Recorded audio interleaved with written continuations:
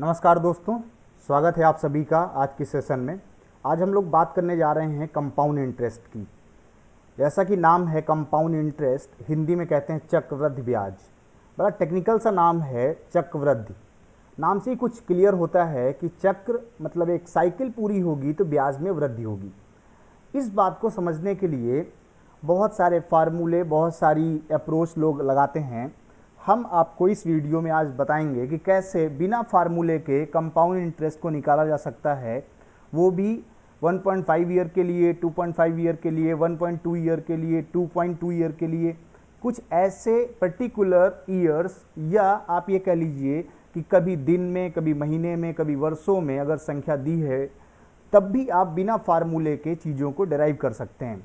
तो पहले बेसिकली हम लोग जान लेते हैं कि कंपाउंड इंटरेस्ट सिंपल इंटरेस्ट से कितना डिफरेंस है, कैसे डिफरेंस रखता है, और इस बात को फिर हम फार्मूले के बिना आपको एग्जाम्पल में समझाएंगे। तो आइए देखते हैं।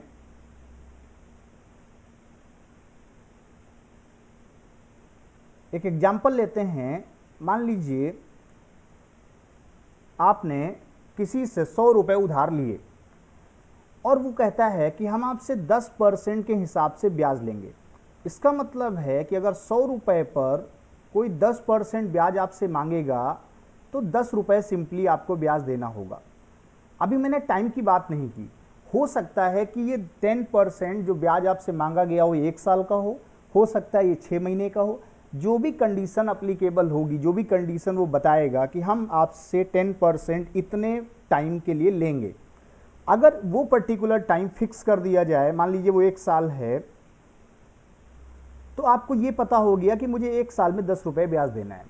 अब अगर इसी बात को हम सिंपल इंटरेस्ट में समझते तो क्या कहते कि हर साल आपको 10 रुपये 10 रुपये 10 रुपये ब्याज देते रहना है, उसमें कोई चेंज आने वाला नहीं है। लेकिन अगर यही बात सीआई के लिए अप्लीकेबल करें, कंपाउंड इंटरेस्ट में समझें, तो कंपाउंड इंटरेस्ट कंपाउंड ही इसलिए होता है क्योंकि अगर आप 1 साल में ब्याज नहीं दे पाए तो वो व्यक्ति आपके ब्याज पर ब्याज भी लगाना शुरू कर देगा।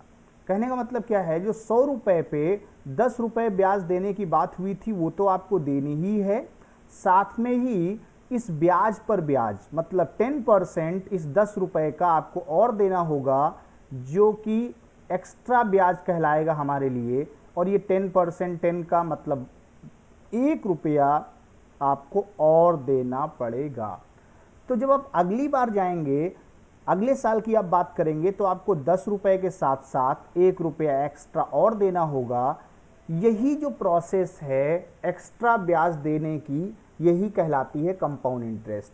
ये साइक्लिक प्रोसेस अगर साल में एक बार होती है तो कंपाउंडेड एनुअली, अगर हर 6 महीने में होती है तो कंपाउंडेड हाफ ईयरली, अगर हर 3 महीने में होती है मीन्स क्वार्टरली होती है तो वो क्वार्टरली रेट ऑफ इंटरेस्ट कहलाता है। तो ये सारी बातें आपको समझनी है कि कैसे ये एसआई से डिफरेंस रखता है।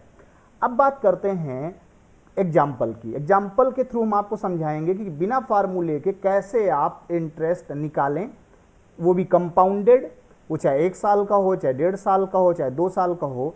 तो इसके लिए एग्जाम्पल देखते हैं। आइए, पहला जो हेडलाइन है वो ये है कि compound interest for first year, पहले साल का ब्याज कैसे निकालें सीआई। अब आपको एक बात पता है कि जब पहला साल होता है या फर्स्ट साइकिल होती है तो उसमें किसी भी तरीके का एक्स्ट्रा इंटरेस्ट नहीं मिलता, मतलब आपको जितने प्रतिशत ब्याज पे बात हुई थी उतना ही देना होता है। तो इसके लिए सबसे पहले आपको क्या पता होगा, प्रिंसिपल की जो आपने उधार लिया है वो मान लीजिए मैंने 12,800 लिया। जो रेट है उसके बारे में डिफाइन किया जाए कि भाई रेट 12.5% पर एनम है, मतलब 1 साल में मुझे 12.5% ब्याज देना है, मीन्स 100 रुपये पे 12.5 रुपये ब्याज देना है। टाइम 1 साल की बात हो रही है, मतलब केवल फर्स्ट ईयर की अभी हम बात कर रहे हैं। और आपसे पूछा क्या जा रहा है कि कितना कंपाउंड इंटरेस्ट देना होगा। और एक और बात आपको बतानी है कि अमाउंट क्या होगा। ध्यान दीजिए, अमाउंट प्रिंसिपल से थोड़ा डिफरेंस है। अमाउंट क्या है, जो आपने उधार लिया है और जितना ब्याज दिया है उन दोनों का सम, मतलब उन दोनों को मिला के टोटल दी जाने वाली राशि, वो हमारा अमाउंट है। हिंदी में हम इसको कहते हैं मिश्र धन। प्रिंसिपल हमारे लिए हिंदी में क्या है, मूलधन है। तो आपको सीआई भी बताना है और अमाउंट भी बताना है। तो बेसिक सी बात है कि आपको क्या बताया गया अभी कि हमें जब फर्स्ट ईयर पे देना है तो फर्स्ट ईयर पे केवल 12,800 पे ब्याज देना है। अब अगर 12,800 पे 12.5% लगाना हो तो 12.5% को फ्रैक्शन में अगर लिखें तो 1/8 कहते हैं, मीन्स 100 का 12.5% मतलब पूरे का 8वां हिस्सा। तो क्यों ना 12,800 का 1/8 निकाल दिया जाए, जो कि कितना आ रहा है, 1,600 रुपये आ रहा है। यही हमारा फर्स्ट ईयर का ब्याज है। अब यहाँ पर आपसे सीआई पूछा गया तो 1,600, लेकिन अगर आप बोलते कुल कितना अमाउंट दिया तो जो टोटल अमाउंट होता वो 12,800 में 1,600 ऐड कर देते तो 14,400 हमारा अमाउंट हो जाता। तो इस तरीके से फर्स्ट ईयर में कोई प्रॉब्लम नहीं होगी। अब आगे बढ़ेंगे। अगला जो क्वेश्चन है वो है 2 साल के लिए, कि 2 साल में अगर कंपाउंड इंटरेस्ट पूछा जाए तो आप कैसे निकालें। फर्स्ट ईयर आपको क्लियर होगा मैंने कैसे सॉल्व किया है, वहां तक आपको कोई प्रॉब्लम नहीं होगी, सारी बातें सेम है। एग्जाम्पल लेते हैं, प्रिंसिपल दिया है, रेट गिवन है, टाइम 2 साल है, सीआई बताना है, अमाउंट बताना है। अब आपको फर्स्ट ईयर 1,600 रुपये कैसे आए, 1/8 निकाला, वो सारी बातें अभी हम समझ चुके हैं। अब अगर आप बात सेकेंड ईयर की करते हैं तो आप ध्यान दीजिए, सेकेंड ईयर सबसे पहले हम जब ब्याज देने जाएंगे तो प्रिंसिपल पे देना होगा 12,800 पे, जो कि 1,600 ही देना है। वो प्रिंसिपल पे 12.5% जो ब्याज देने की बात है वो तो फिक्स है, उस 1,600 में आप कोई भी चेंज नहीं कर सकते। हाँ, अब आप सेकेंड ईयर जब ब्याज देने जा रहे हैं तो आपको कुछ एक्स्ट्रा देना होगा। एक्स्ट्रा क्या है, जो पहले साल 1,600 रुपये ब्याज था, अगर वो ब्याज हम देने नहीं गए थे तो उस ब्याज पर ब्याज भी पड़ेगा, मतलब 1,600 का 12.5% 1/8 और देना होगा। तो इस तरीके से जब सेकेंड ईयर की बात करेंगे तो 1,600 प्लस 200 रुपये ब्याज और देना होगा। तो जब हम 1,600 200 केवल सेकेंड ईयर में देंगे और केवल 1,600 पहले साल का है, तो टोटल सीआई अगर कोई पूछेगा तो क्या कहेंगे, 1,600 2 बार दिया और 200 मैंने ब्याज पर ब्याज दिया, तो कुल मिला के 3,400 रुपये ब्याज हो गया। तो ये तो बात होगी सीआई की। अगर अमाउंट निकालना होगा तो 12,800 में 3,400 ऐड कर दीजिएगा, 16,200 रुपये आपका इंटरेस्ट हो जाएगा। यहां तक सारी बातें क्लियर होंगी, कोई डाउट नहीं होगा आपको। और आगे देखते हैं कि कैसे 1.5 ईयर के लिए निकाला जाए, या 1.5 साल का अगर कभी आ गया तो कैसे निकालें। अच्छा, यहां पर हम एक बात बता दें कि अभी हम सारी बातें कंपाउंड इंटरेस्ट की कर रहे हैं और कंपाउंडेड एनुअली का ही प्रोसेस है। आपको 1 साल में 1 बार ब्याज देना है। साइक्लिक जो प्रोसेस है वो ईयरली चल रही है, अभी यहाँ कोई हाफ ईयरली क्वार्टरली की बात नहीं की जा रही है। पहले हम लोग एनुअली सीखेंगे, फिर नेक्स्ट वीडियोज़ में हाफ ईयरली, क्वार्टरली, मंथली, ये सारी बातें सीखेंगे। तो अगर हम यहाँ पे बात करें 1.5 ईयर की, तो फर्स्ट ईयर आपका एज इट इज सेम है, तो फर्स्ट ईयर तक तो आपको कोई प्रॉब्लम नहीं होगी। आपको पता है कि फर्स्ट ईयर 1,600 देना ही था, क्योंकि मैंने प्रिंसिपल और रेट सेम रखा हुआ है। अब बात आती है सेकेंड ईयर। सेकेंड ईयर क्या पूरा है, नहीं, सेकेंड ईयर हाफ है, 1.5 है। तो आपको पता है कि जब 12,800 पे हम 1 साल में 1,600 ब्याज देते हैं तो 6 महीने में उसका आधा देंगे, मतलब 1,600 का आधा आपको कॉपी कर देना है 800। अब उस 1,600 रुपये पर जो पहले साल का ब्याज था उस ब्याज पर ब्याज भी देना है, लेकिन 1,600 का अगर 12.5% निकालें तो वो हमारे लिए पूरे साल का आएगा, और हमें चाहिए क्या, 6 महीने का। इसका मतलब है कि जो आपका रेट है वो रेट 12.5% आपका पर एनम है। अगर हम 6 मंथ का निकालें तो ये 6.25% आएगा। तो जब आपको ये पता है कि 6.25% आएगा, इसका मतलब है अगर हम 1,600 पे निकालेंगे तो 1,600 का 6.25% निकालना होगा। लेकिन अगर ध्यान दीजिए, मैंने परसेंटेज में एक बात आपको समझाई थी, क्या, कि चाहे हम 1,600 का 6.25% निकालें या इस 1,600 को आधा कर दें और रेट को वैसे ही रखें। तो हमने क्या किया है, 1,600 को आधा कर दिया है और रेट 12.5 को 12.5 ही रखा है। तो चाहे आप रेट को आधा करें और चाहे आप 1,600 का आधा करें, यहाँ पे वैल्यू फ्रैक्शन में है, थोड़ा टेक्निकल है, 6.25 और लेंदी होगा, इसलिए मैंने 1600 को ही आधा कर दिया है 800 और 12.5% मतलब 1/8। तो आप ये भी कह सकते हैं कि 1600 का 6.25% मतलब 1/16, चाहे आप वैसे निकाल लें, चाहे आप 1600 को आधा कर दें और 800 रुपये ब्याज पर ब्याज दें, जो कि 100 रुपये आएगा। तो इस तरीके से अगर आप सेकेंड ईयर जो आपका आधा है उसमें कितना ब्याज देना पड़ा, 800 रुपये 6 महीने का प्लस 6 महीने का इंटरेस्ट 100 रुपये। तो सेकेंड ईयर मतलब जो दूसरे साल में आधा समय आपने दिया है उसका अगर केवल इंटरेस्ट निकालें तो वो इंटरेस्ट क्या है, वो इंटरेस्ट है आपके लिए यहाँ पर 900 रुपये। लेकिन हमें तो चाहिए टोटल, इसका मतलब टोटल आपसे पूछा जाएगा तो आप कहेंगे कि भाई 1600 प्लस 800 प्लस 100, तो 2400 और 100 2500 रुपये हमारा टोटल ब्याज हो जाएगा। अब अगर यहीं पर बात अमाउंट की जाए तो अमाउंट क्या होगा, उस बार 800 में 2500 ऐड कर देना होगा और आंसर हो जाएगा हमारे लिए 15,300। समझ पा रहे होंगे आप कि कैसे मैंने 1.5 साल का कंपाउंड इंटरेस्ट निकाला है। और आगे बढ़ते हैं, बात आती है 1 ईयर 73 डेज। अक्सर ये क्वेश्चन पूछा जाता है और इसमें बहुत ज़्यादा लोगों को डाउट भी होता है।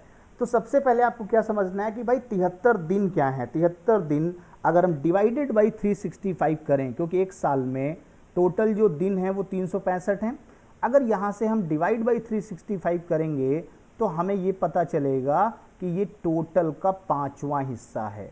मतलब जैसे हम लोगों ने वहाँ 1/2 की बात की थी, वैसे यहाँ हमें 1/5 की बात करनी है।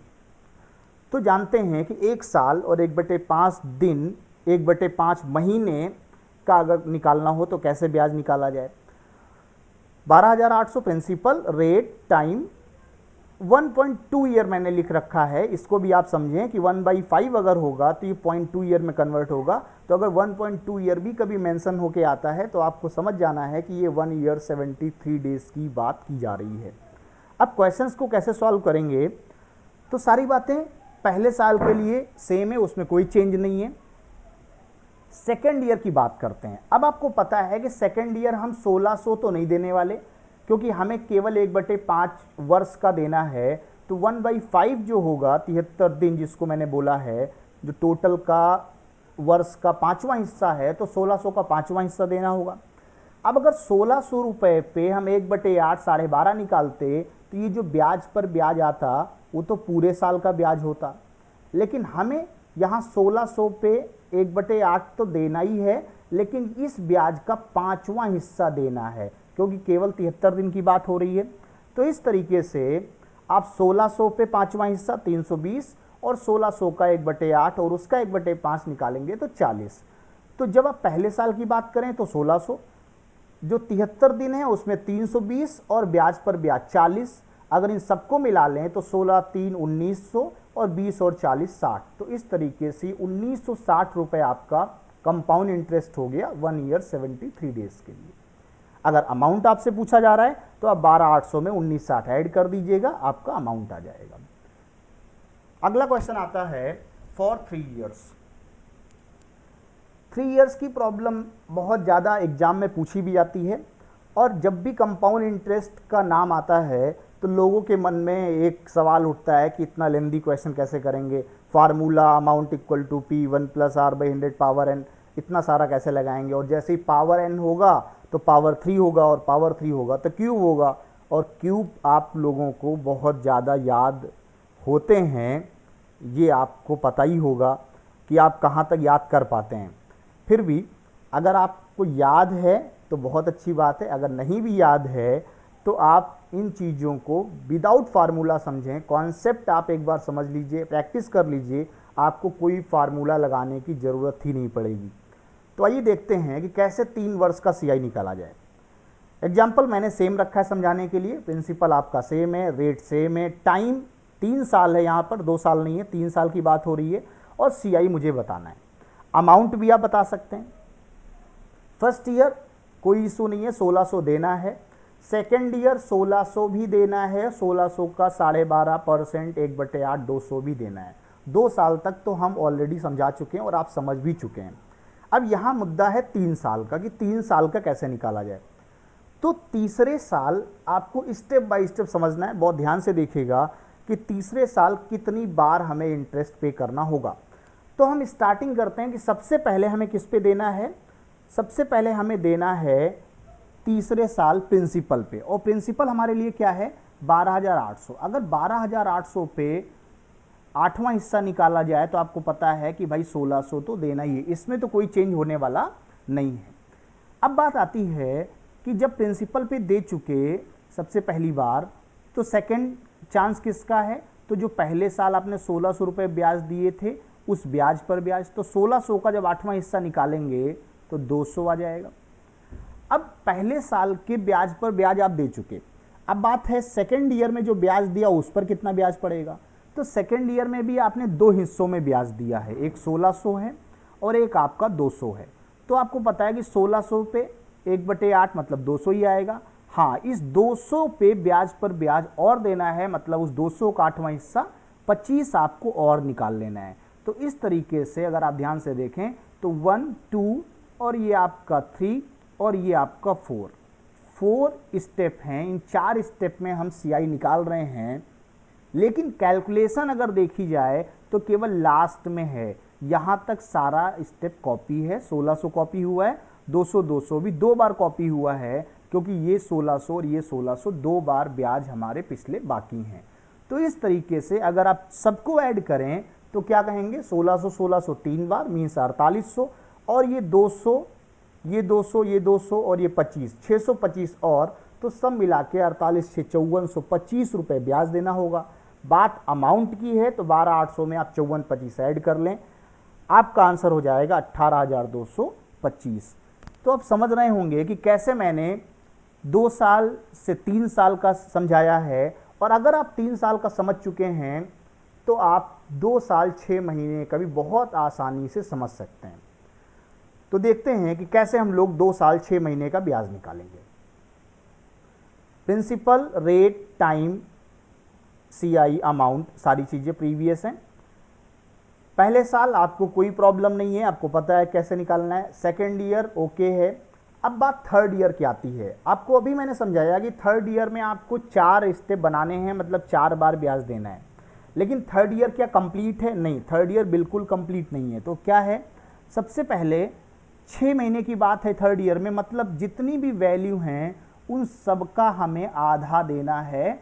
जो हम पहले स्टेप लिख रहे थे उनको हाफ करके लिखना है, मीन्स यहाँ 1,600 कॉपी करते थे, अब हमें यहाँ आधा देना है क्योंकि 6 महीने का ही ब्याज देना है। यहाँ हम लोग 200 लिखते थे, लेकिन अब हम 100 देंगे। क्यों? क्योंकि हम 12.5 ना दे के 6.25% देंगे। चाहे इस बात को डायरेक्टली समझें कि इस 200 रुपये ब्याज दिया करते थे, अब 6 महीने का देना है तो केवल 100 देंगे, और ये केवल 100 देंगे, क्योंकि ये 1,600 और ये 1,600 2 बार हमें ब्याज देना है 1,600 पर 6 महीने का। लेकिन अभी बात बाकी है लास्ट टर्म हमारा कि भाई 1,600 पे 1/8 मतलब 200, ये तो हम दे चुके, लेकिन इस 200 पर भी ब्याज देना है। तो चाहे हम 200 का 12.5% निकाल लें, और चाहे हम 200 को आधा कर दें 100, और उसका 200 का या तो हम 6.25% निकालते, या हम 200 को आधा कर दें 100 और 12.5 को एज इट इज रखें 1/8, तो 100 का 8वां हिस्सा अगर निकालेंगे तो 12.5 आ जाएगा। तो यहाँ पर वही प्रीवियस कॉन्सेप्ट है कि चाहे आप रेट को आधा कर दें, और चाहे आपका जो पिछला वाला ब्याज है उसी को आधा कर दें, मतलब 200 को आधा करके लिख दें, और 12.5 मतलब 1/8 निकाल दें। तो ये 12.5 रुपये आपने यहाँ पर एक्स्ट्रा पे किया है। तो कुल मिला के अगर आप देखें तो 2.5 साल में जो आपने ब्याज दिया उसमें 1,600, 1,600 और 800, ये हो गया 4,000, और ये 200, 100 मतलब 400 और 12.5 और, तो कुल मिला के 4,412.5 रुपये आपने ब्याज दिया है। और अगर बात अमाउंट की है तो 12,800 में आप इतना ऐड कर देंगे तो आपका अमाउंट आ जाएगा 17,212.5। तो आप समझ रहे होंगे कि बहुत आसानी से मैंने एक ही कॉन्सेप्ट से सारी चीज़ें समझा दी हैं। अब इसके बाद आपको प्रैक्टिस करनी है। कोई डाउट आता है तो आप कमेंट सेक्शन में लिखें, और ये वीडियो कैसा लगा, ये कॉन्सेप्ट कैसा लगा, ये सारी बातें जो मैंने आज समझाई हैं कहाँ तक आपको समझ में आई हैं, ये सारी बातें मुझे फीडबैक के फॉर्म में आप दीजिए, कमेंट बॉक्स में लिखिए। और सारी बातें प्रैक्टिस के लिए आप तैयार करते रहिए। जितनी ज़्यादा प्रैक्टिस करेंगे उतना ज़्यादा आपको कॉन्सेप्ट क्लियर होंगे। तो कैसा लगा आज का वीडियो, इसको आप बिल्कुल बताएं। बहुत बहुत धन्यवाद आप सभी का इस वीडियो को देखने के लिए। Thank you so much. Channel को सब्सक्राइब कर लीजिए, अगर नहीं किया है तो कर लिया है सब्सक्राइब तो आप नोटिफिकेशन बेल भी प्रेस कीजिएगा, थम्स अप दीजिए, लाइक बटन प्रेस कीजिए अगर अच्छा लगा है तो बिल्कुल, और इस वीडियो को शेयर